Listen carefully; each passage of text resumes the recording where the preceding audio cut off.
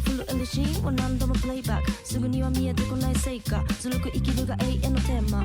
生まれつきのエンターテイナー、引っ張りだこで次は映画、いつか出るよ徹子の部屋、雨もらう玉ねぎヘア、いつも通りのこのプレイスタイルで叶わないような恋愛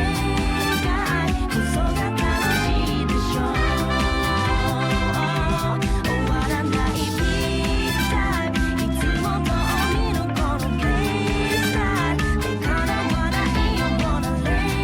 愛こそが楽しいでしょう、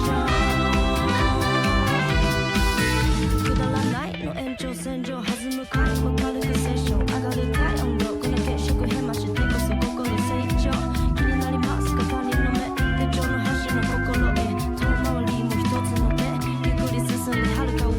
んがらがったこの回線ほどけなければまた来世で淡白だったこの反省、意味ない誰かへの腹いせ、夢と予想もでっかくペットの味噌だけで書く